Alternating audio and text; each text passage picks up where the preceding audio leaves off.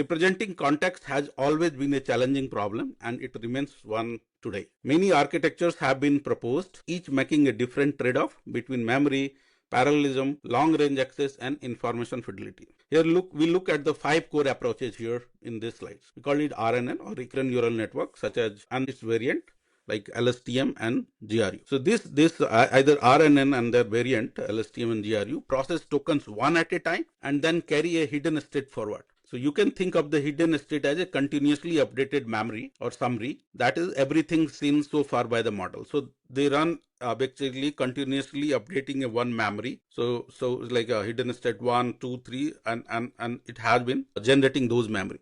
So problem is that if this sequence is longer, right, then this memory start weakening the previous tokens had been so far seen. So LSTM and GRU added gates that learns what information to keep in summary or update or forget, but still has a limitation on that. So this, mainly you can't parallelize it like.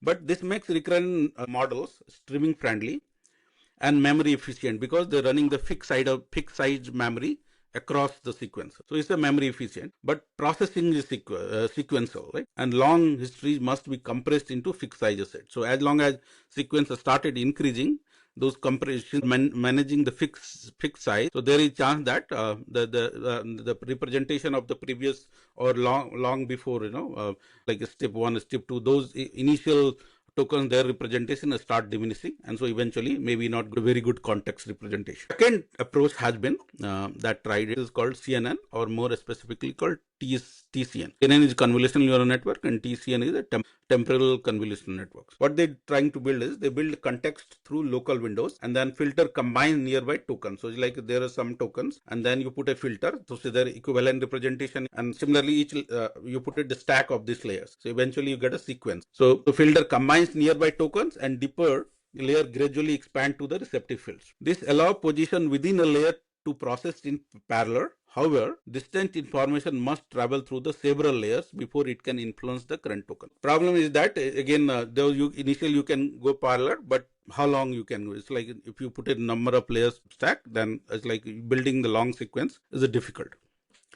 Third, that is quite a popular, that we call it attention, and that we are going to deep dive on this or coming parts. So instead of carrying one compressed summary or relying only on the local windows that we learn in RNN or CNN, attention lets each token directly access other relevant tokens. So this provides precise, content-dependent access to both nearby and distant context. So the trade-off is that the computation and memory grow as the sequence become longer. So there's a problem in that you need a more computation and more memory as their sequence grows. Fourth architecture that try to learn and represent this context, we call it state space model. That is a newer areas. Model like S4 and Mamba trying to use this model. But it's very similar to RNN. Like RNN, they maintain a compact state. RNN generally they run one set of summaries, but the state space models generally run multiples, like multiple concurrent memory they run in the training time or inference times only one.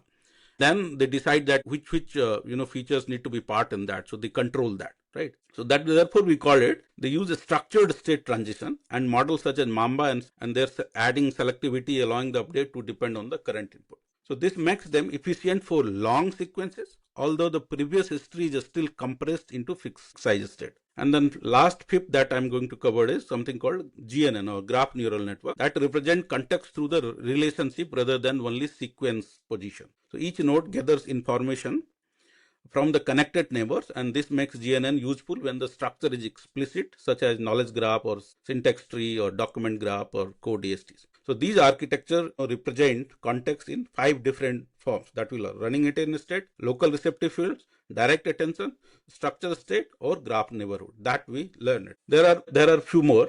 They are not directly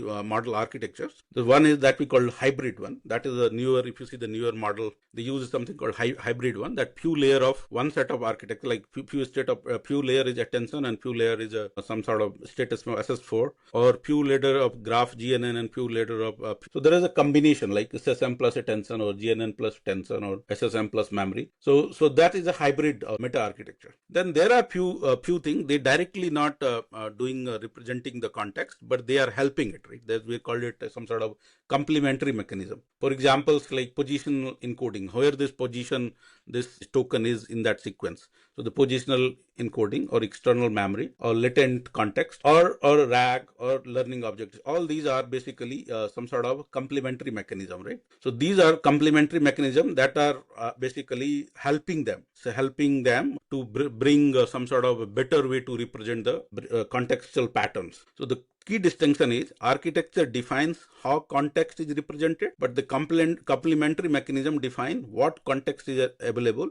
where it came from, and what the models learn from it.